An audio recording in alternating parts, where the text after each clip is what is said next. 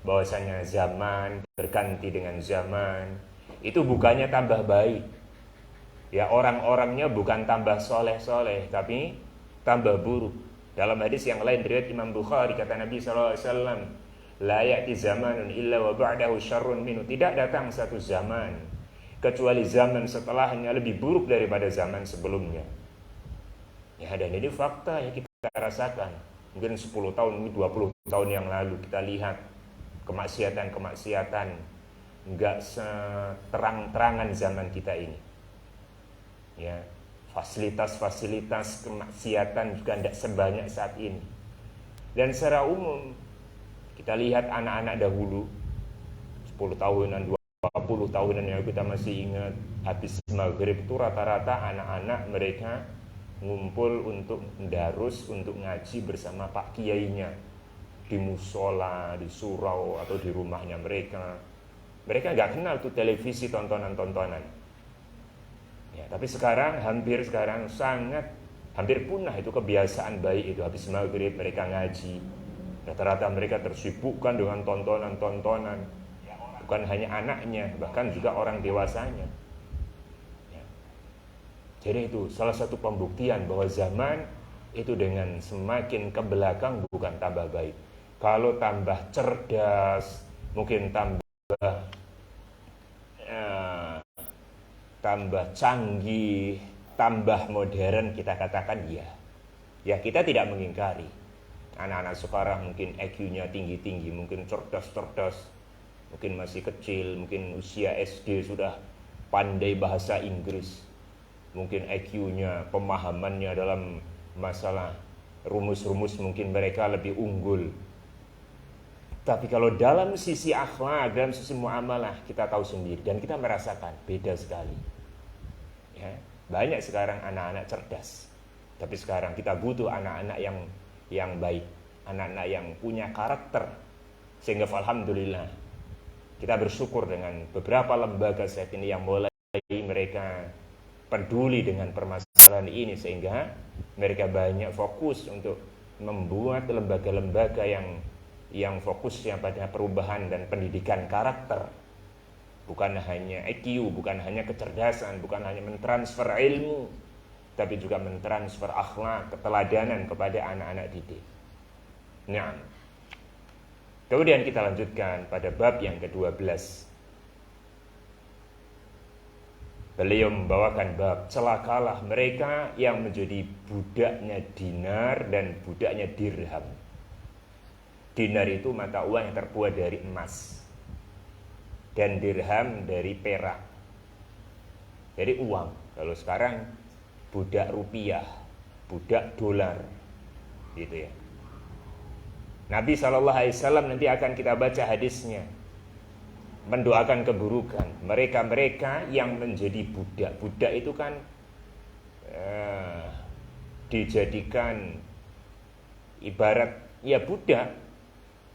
Seorang majikan dia menyuruh kepada budaknya ke kanan ikut ke kanan, ke kiri ikut ke kiri, berhenti ikut berhenti, maju ikut maju. Itu budak seperti itu. Ya. Selalu diatur oleh majikannya. Dia tidak bisa mengatur, dia tidak bisa gerak kecuali bergerak atas perintah majikannya. Ini dia. Nabi SAW, kita akan baca hadisnya, hadis yang ke-16. Wa Nabi Hurairah radhiyallahu taala anhu qala, dari sahabat Abu Hurairah semoga Allah meridhoinya, beliau berkata, qala Rasulullah sallallahu alaihi wasallam, telah bersabda Rasul sallallahu alaihi wasallam, kata beliau, ta'isa abdud dinar, celaka tuh budak-budak dinar, hamba-hambanya dinar. Wad dirhami, dan budak. Nabi katakan in u'tiya, apabila dia diberi, radhiya, dia senang sekali. Jadi kalau dikasih harta tuh senang sekali dia. Wa lam yu'ta lam yarda, tapi kalau tidak diberi lam yarda, dia itu tidak ridha, tidak senang, akan marah-marah. Ya. Matanya hijau dengan tuh uang itu, dengan dagangan, perdagangan itu. Nah, orang seperti ini disebut oleh Rasul SAW sebagai hamba atau budaknya harta, budaknya dunia. Dan kita ini adalah abdullah, budaknya Allah tuh yang benar. Kita manut apa yang Allah perintahkan, bukan manut apa yang dunia ini inginkan. Karena dunia itu kan mau kita kejar, mau nggak kita kejar, sebenarnya dia akan mendatangi kita. Sebagaimana kematian, kata Nabi SAW, itu akan tetap mendatangi kita. Mau kita lari, mau kita diam saja, mati tetap akan datang.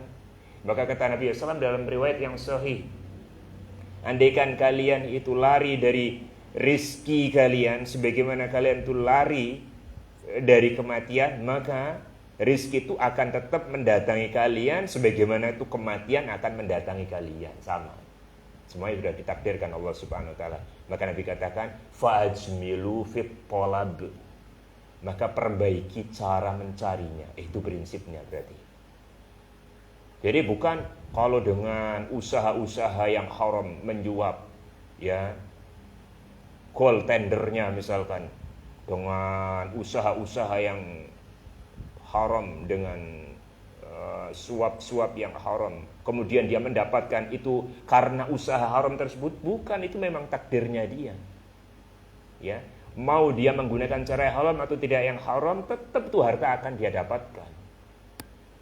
Jadi jangan kita menganggap bahwasanya dengan kita ini lebih berani itu menerjang yang haram-haram, itu semakin nanti porsi rezeki kita ini akan bertambah. Tidak, semuanya sudah ditentukan oleh Allah Subhanahu Wa Taala.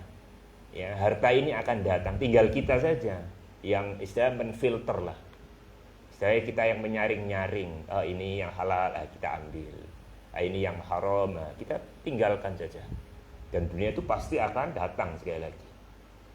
Sehingga kata asatid kita, sebagian besar kita ini, dunia yang banyak kita cita-citakan, yang banyak kita cari itu, dengan akhirat itu perumpamanya seperti seorang petani yang nanam sayuran atau mungkin pohon apalah gitu di kebunnya. Ketika dia menanam, yang ditanam itu adalah akhiratnya, rumputnya itulah dunia. Maka tidak perlu kita menanam rumput, akan tukul sendiri, akan tumbuh sendiri. Orang tuh nanam cabai, akan muncul tuh rumput-rumputnya itu banyak. Itu dunia seperti itu. Ya, ketika kita ini fokus dengan yang kita tanam, yaitu akhirat kita, seperti kita nih fokus nih nanam tomat, nanam cabai, ya sudah, berarti ini akan kita petik. Tapi kalau orang fokusnya nanam rumput, mustahil akan muncul buah, mungkin tomat. Dunia seperti itu. Kalau kita kejar akhirat, dunia itu akan ikut. Sebagaimana kalau kita nanam cabai, rumput akan ikut. Tapi kalau kita nanamnya hanya rumput, cabai tidak ikut. Kalau kita hanya mengejar dunia, akhirat nggak mau ikut. Gitu. Pernah kita mendengar ada orang-orang soleh dari para ulama yang mereka ngemis-ngemis, kemudian mati kelaparan, kemudian terhinakan, menjadi istilahnya sampah masyarakat atau menjadi orang jalanan. Tak pernah. Ya, mereka bahagia, mereka tidak ada hutangnya, dan mereka mendapatkan kekayaan yang ada di hati. Walaupun mungkin orang melihatnya biasa-biasa aja, tapi kebahagiaan kan ada di hati. Ya, dan kita semuanya merasakannya. Saat dulu mungkin kita masih istilahnya masih biasa-biasa, masih belum terlalu banyak pemasukan, tapi kita bahagia. Nah, tapi kadang-kadang kita punya banyak pekerjaan, banyak pemasukan, banyak kesibukan, tapi kadang-kadang kita pernah juga merasakan galau, merasakan tidak bahagia. Kita semuanya merasakan sudah, insya Allah. Ya, bahkan kadang-kadang masa-masa susah bersama istri, bersama anak, ketika kita berada di atas ketaatan, masa-masa susah itu menjadi kenangan indah, ya, dan nikmat sekali. Makan suatu piring lauknya sambal sama gereh, ya kan, ikan asin, nikmat.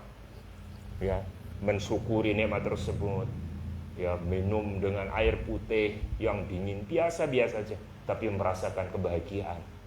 Tapi kadang-kadang ketika kita mungkin terlalu sibuk, jarang-jarang kumpul dengan keluarga, seringnya makan di luar, entah itu di Padang lah atau di kadang-kadang terasa hampa itu.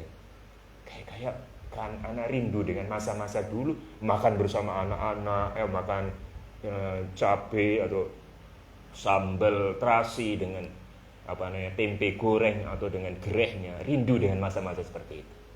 Ya, itulah kebahagiaan para jamaah sekalian. Itu tidaklah diukur dengan materi, tapi kebahagiaan itu ada di dalam hati kita. Kemudian kita lanjutkan bab yang ke-13. Bab yang ke-13 adalah sabda Rasulullah sallallahu alaihi wasallam, sesungguhnya harta itu indah dilihat dan manis dirasakan. Bab harta itu indah dilihat dan manis dirasakan.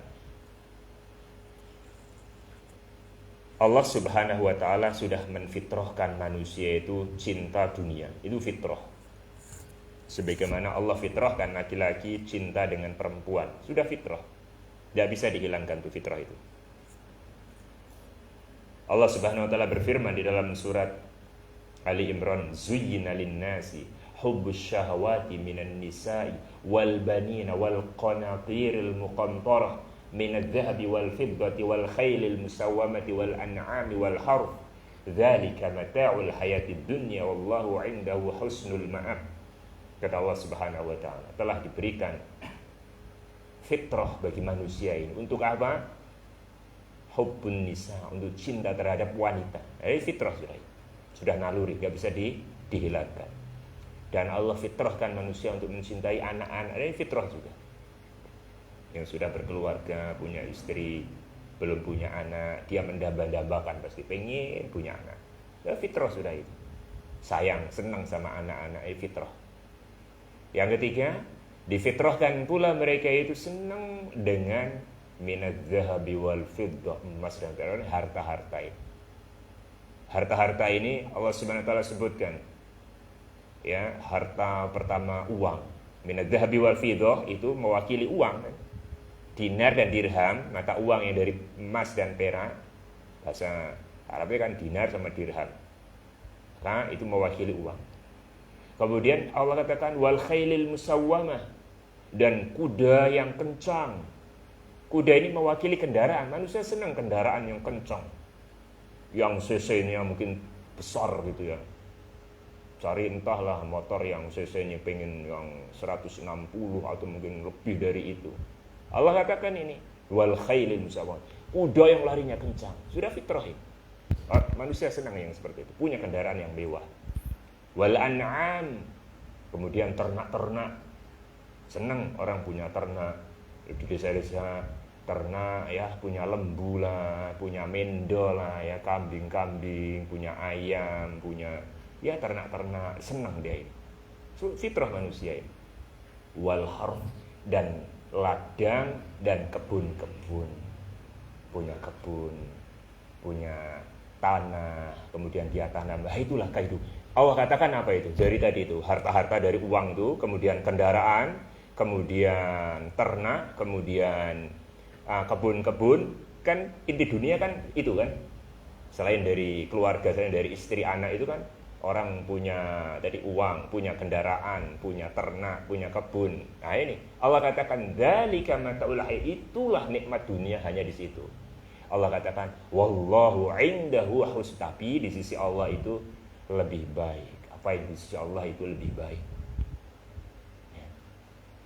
Para jamaah sekalian, setan itu ya, iblis itu selalu berusaha membuat beda persepsi dengan yang Allah inginkan. Selalu pengen membuat perlawanan dengan apa yang Allah terangkan. Maknanya begini. Kalau Allah menerangkan bahwasanya tauhid itu adalah ketaatan yang paling taat, yang paling besar, maka syaitan akan memalingkan bahwa tauhid itu memecah belah umat. Ya. Tidak pernah klop lah apa yang Allah inginkan, apa yang Allah perintahkan dengan apa yang bujukan-bujukan syaitan, tidak pernah nyambung. Demikian juga masalah ini. ketika Allah Subhanahu wa taala mengatakan dunia itu adalah bangkai, dunia itu terlaknat, dunia itu hina, dunia itu enggak ada harganya. Kan hadis-hadis yang berkaitan dengan dunia kan seperti itu. Pada pertemuan kemarin kita membaca itu hadis tentang Nabi SAW perumpamakan dunia itu seperti bangkai kambing. Berarti kan menurut Allah ini sampaikan melalui Rasulullah SAW, dunia itu hina, jelek, buruk, gak ada harganya. Syaitan gak mau diam dia. Syaitan memberikan bisik-bisikan kepada manusia itu, dunia itu indah, masa depan yang harus diraih, jangan sampai ketinggalan, harus maju. Antara keinginan Allah, penjelasan Allah dengan penjelasan setan pasti tidak bersatu. Tentu yang benar siapa? Setan atau Allah? Jelas Allah. Setan itu pasti salahnya, kadzab, berdusta dia ini. Nah sekarang kita akan baca ini hadis yang ke-17. Anna Hakim ibn Hizam radhiyallahu an, dari sahabat Hakim bin Hizam radhiyallahu an, qala, beliau berkata, di ceritanya Hakim bin Hizam ya. Dia berkata, sa'altu Rasulullah sallallahu alaihi wasallam, aku dulu pernah minta harta kepada Nabi sallallahu alaihi wasallam. Fa'atani, lalu Nabi sallallahu memberi, ngasih. Rasul sebagai pemimpin negara, Rasul sebagai manusia yang termulia, ketika ada rakyat yang minta, Rasul gak pernah menolak. Hakim bin Hizam tahu itu. Saat Nabi SAW kedatangan harta ghanimah, kedatangan harta fai itu harta ghanimah yang tidak dengan peperangan. Bedanya fai sama ghanimah itu. Kalau ghanimah, kaum muslimin perang sama orang kafir, sudah perang, ada yang mati, kemudian orang kafir kalah, tuh hartanya namanya ghanimah. Tapi kalau ada orang muslim yang menyerbu orang kafirnya nyerah, nggak perang, hartanya namanya fai. Mirip kan antara fai dan ghanimah. Kembali kepada kisah nih, Hakim ibn Hizam, dia pernah bercerita, aku dulu minta kepada Nabi SAW, fa'atani, lalu Rasulullah SAW fa'atani, Rasul memberikan harta lagi kepadaku. Fama sa'altuhu fa'atani, lalu pada hari berikutnya aku datang minta lagi kepada Rasul, dan Nabi SAW memberikan kepadaku. Jadi Hakim bin Hizam itu masih awal-awal Islam, masih cinta dunianya masih begitu nampak. Dan memang benar para jamaah sekalian, sebagian sahabat, kalau tidak salah Anas pernah mengatakan, dahulu para sahabat tidak sedikit yang masuk Islam karena harta, karena dunia. Karena Rasulullah itu ngasih gitu loh, dermawan. Yang mau masuk Islam dikasih. Sehingga para sahabat sebagian besar, bahkan bukan hanya 1-2, masuk Islamnya gara-gara Nabi SAW itu ngasih sembako lah, ngasih harta ini. Sehingga sahabat Aqra ibn Habis bin Aqra, kalau gak salah, beliau pernah mengatakan, fa inna Muhammadan yu'til atiyata la yakhaful faqr. Rasul kalau ngasih harta nggak pernah takut fakir. Sudah datang yang minta kasih lagi gitu. Sebagian sahabat mereka masuk Islam bukan karena sudah kayak kita ya, sadar dinasihati kemudian tersentuh. Sebagian sahabat tidak seperti itu. Ya ada yang banyak yang tersentuh dengan ayat Al-Quran, juga banyak. Tapi banyak juga yang mereka masuk Islam ketika dikasih oleh Rasulullah SAW. Tapi kata Anas bin Malik, tidak berselang waktu lama, paling sebulan, mungkin 2 bulan, setelah itu mereka menganggap dunia gak ada harganya. Mereka memilih kehidupan akhirat, ya kan? Pendidikannya Rasulullah kayak gitu. Rasulullah SAW mendidik para sahabat, ya pelan-pelan, tahap demi tahap, sehingga akhirnya Rasulullah berhasil menciptakan generasi yang terbaik. Dunia tidak masuk ke dalam hati, hanya di tangan. Mereka orang-orang yang kaya, tapi ketika mereka berinfak tidak pernah takut. Kata Anas tadi, di awal-awal masuk Islam, mereka sangat senang sekali dengan harta. Ya sesuai dengan fitrahnya, ya seperti kita lah. Tapi gak berselang waktu lain, gak sampai tahunan. Nah kayak ini, kita introspeksi diri lah. Kita yang sudah tahunan nih kan, Insyaallah kita semuanya, ya ana dan panjenengan ya yang menyampaikan tidak lebih baik daripada yang mendengarkan. Kita semuanya sudah mungkin ada yang 5 tahun, ada yang mungkin 10 tahun mengenal sunnah ini, tapi juga semangatnya mengejar dunia ini introspeksi kita semuanya ya, masih begitu ketara sekali, masih begitu nampak sekali, masih begitu kecintaan dunianya. Apa yang hilang dari dunia kita ini lebih kita sedihkan daripada kita luput dari sholat tahajud, sholat qobliyah subuh. Kita misalkan lupa naruh HP, kemudian dicari, kemudian hilang, kemudian dia miss call ternyata sudah non aktif lagi, sedih kita ini. HP, ya Allah, ini saya beli 2 juta, hilang, sedih dia ini, makan tidak enak. Tapi ketika dia bangun, bangkong istilahnya, nggak sholat qobliyah, nggak sholat jamaah subuh, tenang dia. Ya itulah kita seperti itu. Ya, cintaan dengan dunia kalau hilang dari dunia kita, masya Allah sedih. Kalau hilang pahala-pahala, ada pengajian ini berlalu berpekan-pekan, tenang aja, nggak hadir kajian, biasa-biasa aja. Tapi kalau misalkan ada usaha itu kan, ketika dia luput, wah keuntungannya nanti berkurang, dia merasa sedih. Wah saya ketinggalan ini usahanya itu. Kita bandingkan dengan para sahabat Rasulullah. Awalnya sama ya, makannya sama, kita diciptakan sama. Antara kita dengan Abu Bakar saat lahir ya sama. Ya, kita ngompolan, kita juga nyusahin orang tua bapak sama ibu sama, saat lahirnya sama. Cuma perubahan ya. Kemudian kita ini besarnya inilah dengan belajar ini mudah-mudahan kita ini akan terus baik. Saya ulang ya kisahnya Hakim bin Hizam tadi. Dia datang kepada Rasulullah minta harta, dikasih sama Rasulullah. Besoknya datang lagi, minta lagi, dikasih. Ya. Hari ketiga minta lagi, dikasih. Tsumma qala. Kemudian Rasulullah sallallahu alaihi wasallam nasihati Hakim. Rasulullah seorang yang penyayang, tidak ingin sahabatnya dia terus-terusan ngemis-ngemis minta-minta, itu hina perbuatan itu. Rasulullah memang nggak pernah nolak, tapi Rasulullah itu nasihati. Setelah yang ketiganya Rasulullah SAW dudukkan Hakim. Kemudian Rasul mengatakan, ya Hakim, wahai Hakim, inna hadzal mala khadiratun hulwatun. Harta ini warnanya hijau dan manis. Perumpamaan yang begitu dalam sekali, sastra yang begitu tinggi sekali dari Rasulullah. Harta itu hijau. Saya kira semua kita senang dengan warna hijau. Kalau kita cari tempat-tempat untuk santai, rekreasi yang sejuk, yang teduh, yang banyak pepohonannya, warna hijau, ya kan? Berarti kita semuanya sepakat cinta dengan hijau. Dan dunia itu juga disifati manis, dan rata-rata kita semua senangnya manis. Rasa yang paling disenangi sejak kecil sampai tua, ya manis. Anak-anak itu kalau milih antara manis sama yang asin, sama yang sepet, sama yang pahit, manis mesti. Tapi tahu, dua sifat dunia ini, hijau, disenangi orang. Anak-anak kecil juga senang warna hijau itu.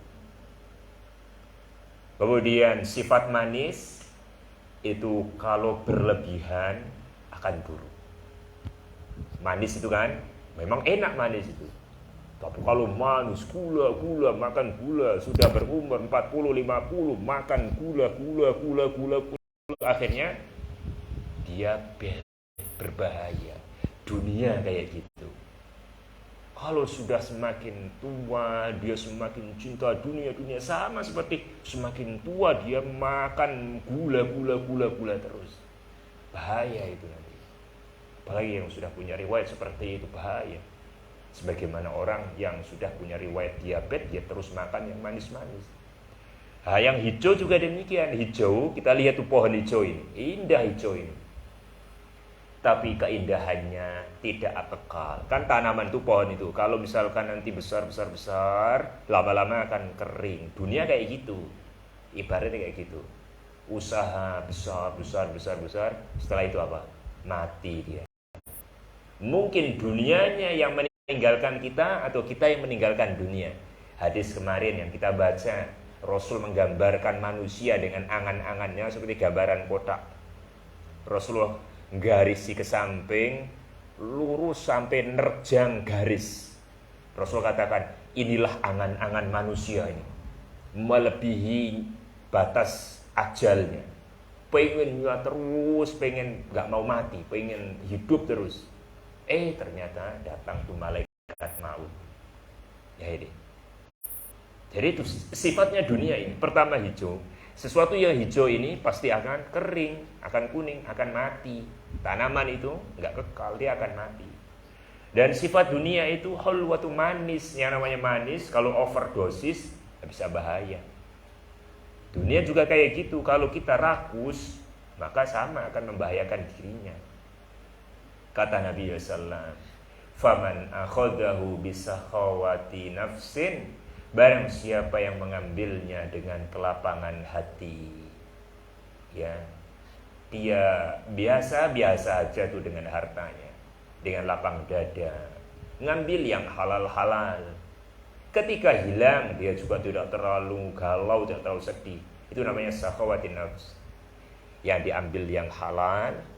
Ketika barangkali ada yang hilang, ketika ada sesuatu yang harus dia berinfak, dia nggak terlalu berat. Nah, Nabi katakan apa? Burikalahu, maka diberkahi hartanya ini. Akan diberkahi oleh Allah Subhanahu wa taala. Wa man akhadahu bi israfi nafsin, tapi kalau dia mengambilnya ini dengan kerakusan hati, lam yubarak lahu fi, hartanya enggak diberkahi. Banyak orang-orang kayaknya banyak tuh hartanya, tapi ternyata enggak ada berkah. Merasa kurang terus, dan keluarganya tidak ada kebahagiaan dalam keluarganya. Nah, itu lam yubarak lahu, enggak diberkahi. Beda dengan harta yang sedikit tapi diberkahi, lebih baik daripada banyak yang tidak. Wa kana kalladzi ya'kulu wa la yashba', kata Nabi sallallahu, dan kondisinya yang selalu rakus dengan harta dan tidak diberkahi itu, kata Nabi sallallahu, kalladzi ya'kulu, seperti orang yang makan wa la yashba', tapi enggak pernah kenyang. Kalau sudah dia rakus, ya, baratnya tadi makan gula tadi banyak makan, sehingga akhirnya dia sudah kadar gulanya berapa itu tinggi, gitu kan. Rakus dia, makan nasi, gak kenyang-kenyang. Sudah bahaya sudah ini. Kalladzi ya'kul, sastranya biasanya seperti dia makan dan tidak kenyang-kenyang.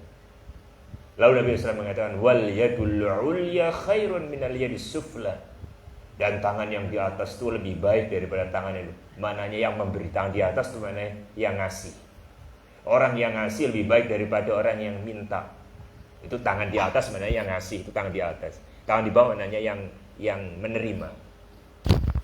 Setelah dinasihati dengan nasihat yang berharga ini, subhanallah. Tadi Hakim bin Hizam itu kan minta terus dinasihati sama Rasulullah SAW dengan nasihat yang seperti itu, dalam nasihatnya.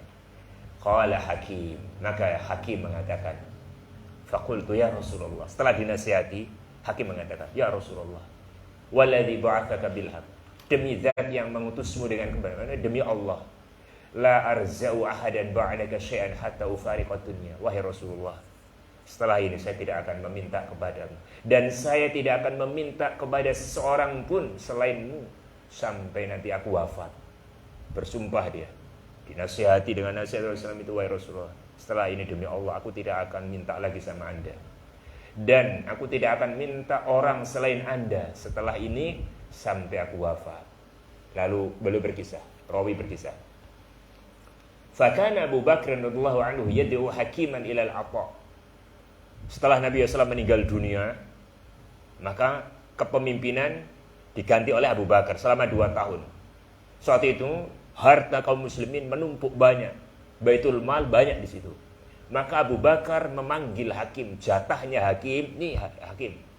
Jadi saat kaum muslimin mereka diberikan harta yang melimpah, ya, Islam tersebar di berbagai penjuru dunia, harta mal begitu menumpuk banyak, maka pemimpinnya mereka ngasih-ngasih kepada rakyatnya dengan porsi yang banyak, sampai kepada jatahnya hakim ini. Hakim mau dikasih, faya'ba an yaqbalahu minhu, hakim menolak. Beliau sudah bersumpah, saya tidak akan mau untuk minta, dan bahkan ini nggak minta sebenarnya, ini memang jatahnya. Tapi saking dalamnya nasihat Nabi, mau dikasih aja menolak, enggak, saya tidak mau menerima pemberian seorang. Ya. Kalau diberi kemudian dia tidak minta kemudian diberi, boleh-boleh saja ya diambil. Karena memang dia tidak meminta, yang dilarang itu minta-minta. Tapi ini sifat yang dalamnya, jatahnya, suruh masuk ke misalkan Baitul Mal, dia ngambil, itu nggak mau dia ngambil jatahnya sendiri. Summa inna Umar radhiyallahu anhu, subhanallah. Selama 2 tahun setelah Abu Bakar digantikan oleh Umar. Umar selama 10 tahun. Ya. Hakim tetap prinsipnya tidak mau mengambil jatahnya. Umar memanggilnya agar datang ke istana negara, kita ya, datang untuk mengambil jatahnya, hartanya yang ada di Baitul Mal. Fa'aba an yaqbal musyah, dia enggak, tidak mau mengambil lagi. Faqala Umar, maka Umar berkata, ini ushidukum ya ma'syaral muslimin ala hakim. Aku menjadikan kalian wahai kaum muslimin saksi atas perbuatannya hakim ini.